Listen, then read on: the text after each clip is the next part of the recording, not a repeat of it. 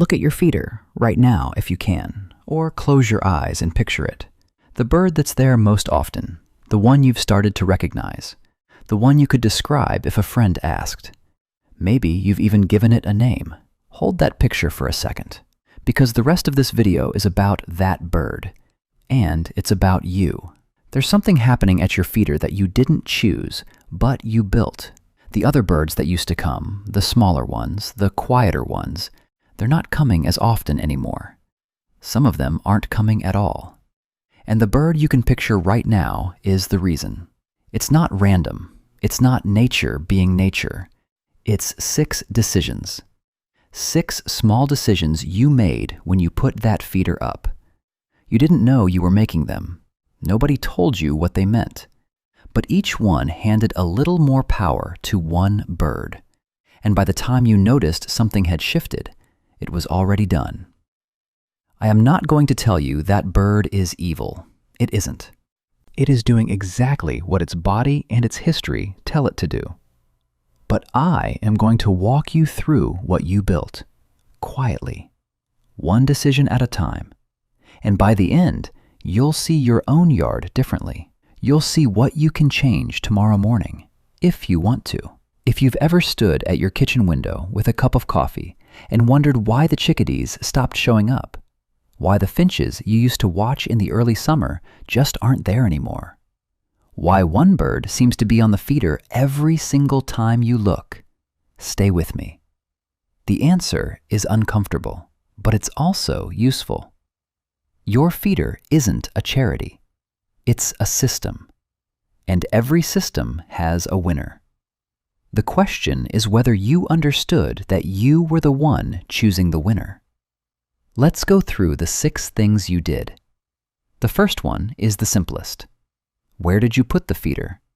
How high is it off the ground? You almost certainly put it between 5 and 8 feet up. You picked that height for good reasons. Squirrels, cats. So you could see it from the window. All fine. But here's what you didn't know. A feeder at that height gives one bird the high seat. From 5 or 6 feet up, the bird on your feeder is the first in your yard to see a hawk shadow, a neighbor's cat sliding under the fence, another bird coming in from the trees. And because it's the first to see, it's the first to call. Here's the thing about that call. The bird that dominates a feeder knows how to use an alarm call as a weapon. A blue jay does this. A mockingbird does this. Even a starling, if it's in charge, throws a sharp note into the air when there's no danger at all, just so the others scatter and the perch is free. The height you chose to keep squirrels off is the height that lets one bird hold a microphone over your whole yard. Every time it wants the feeder to itself, all it has to do is lie. It calls, the others leave. The cycle repeats, again and again. Eventually, the smaller birds learn. They stop coming to a place where the alarms never seem to mean anything, but where the cost of ignoring them is too high. You didn't tell anyone to leave. The height told them. After this video, look out your window and ask yourself, how high is my feeder? And if you can, measure it, even roughly. Then look at the lowest branch or shrub near it. That gap, the gap between the high seat and the low ground, is the first part of the architecture you built. But there's a second thing, even smaller, something you wouldn't have thought twice about when you opened the box. When you bought the feeder, you bought a shape, a tube with a few ports, a platform with one ledge, a window feeder with one perch. Count realistically. How many small birds can actually eat at the same time without bumping into each other? For most people, the answer is 2, maybe 3. For the cute ones, the gift store ones, the window ones, the answer is 1. That number decides everything. Goldfinches will eat 6 inches apart. Chickadees tolerate a neighbor on the same perch. The bird in your picture won't. It needs space. And on a feeder built around one perch, It doesn't have to share. It just lands. And by landing, it tells everyone else the seat is taken. Picture a small restaurant. One table, one chair. Someone bigger than you walks in and sits in that chair every time it is empty. They don't have to threaten you. They don't have to raise their voice. The chair is the threat. That's what your feeder is. That's what the single perch is. You handed that chair to the bird who shows up first and stays longest, every time. There's a version of this video where I show you a feeder with 8 ports, with a circular perch, 2 levels, and 3 sides. Birds use it differently. 4 species can eat at once. The dominant bird can't physically occupy all of it, so it stops trying. That feeder exists. You can buy it. It's not even expensive. But you didn't buy that one. You bought the one with one mouth. And the one bird in your yard with the patience to sit on that mouth, that bird won. If you're starting to picture your own yard, hit subscribe before the next part. There are 4 more decisions left, and the next one is probably feeding the bird in your picture more than anything else you ever chose. Look at the bag in your garage. Wild bird mix. Songbird blend. Read the label, or remember it. Now picture what's actually inside. The big pieces. Cracked corn. Milo. Wheat. Red millet. Those round, dry, beige grains that fill 60, 70, 80% of the bag you bought because it was cheaper. Here's what nobody tells you. The chickadees can't eat those. The titmice can't eat those. The goldfinches won't touch them. Almost no songbird in your yard wants what's in that bag, except for one kind of bird, the kind big enough to grab it, patient enough to sit there and work through it. The bird in your picture. The small birds you wanted only eat 1 or 2 things reliably. Black oil sunflower, Niger, maybe peanut chip or safflower if you push it. That's the list. And those things are expensive. The bag you bought was cheap because the manufacturer knew exactly what they were doing. They padded it with filler. Filler that one bird in your yard happens to love. You weren't being cheap. You weren't being lazy. You were doing what everyone does. But the bag is the second weapon you handed to the bird in your picture. The first was the chair. The second is the menu. The menu has 1 entree, and it has its name on it. If this is the part where you start to feel a little ashamed, don't. Nobody told you this. The bag doesn't say it. The pet store doesn't say it. The label was designed to make you feel generous, not informed. Keep going. There's a third decision, and it's the one that matters most when the sun comes up.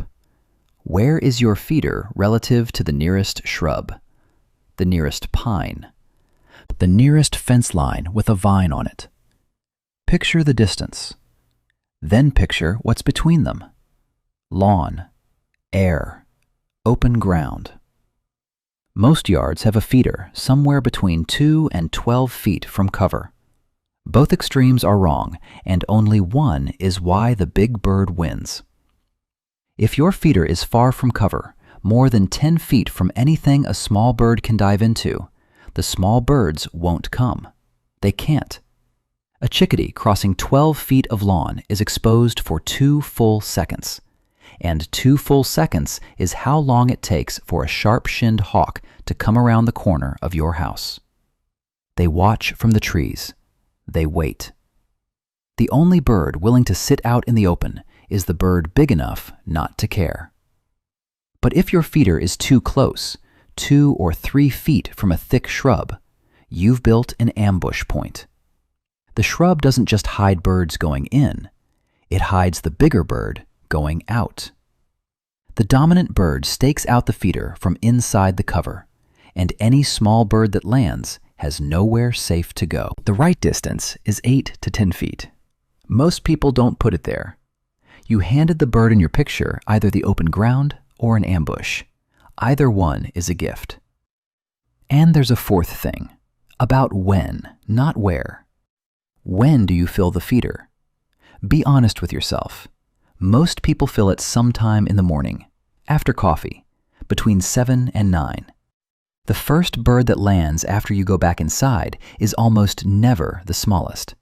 It's the one that was waiting, the one watching your back door since dawn, the one that has learned over weeks that you come out at the same time, scoop from the same bin, walk back the same way. That bird has a routine built around your routine. By the time you're back at the window, that bird has had the feeder to itself for 10-15 minutes, long enough to eat what it wants and chase off the first wave of small birds. The dominant bird's advantage isn't just its body, it's its memory, its ability to learn you. Every time you fill the feeder at the same time, you are training one specific bird to be there first. You are not feeding everyone. You are rewarding the bird that learned your schedule. That bird won the race because you ran the same race every morning. I'm not saying set an alarm at random times. I'm saying notice the rhythm you've built. The rhythm is a lever. The bird in your picture has been pulling on it for as long as it has known you.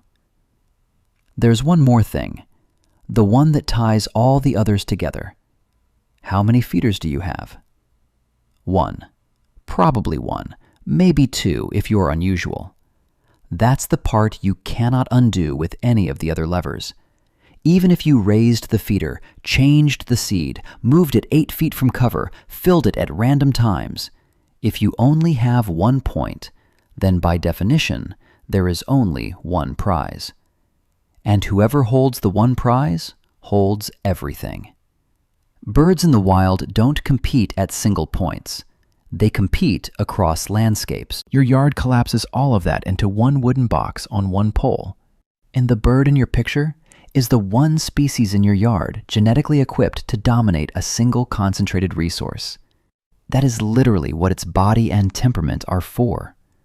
2 feeders, 20 feet apart, with different seed in each, changes the math. The dominant bird can't be in 2 places at once. It can't guard everything.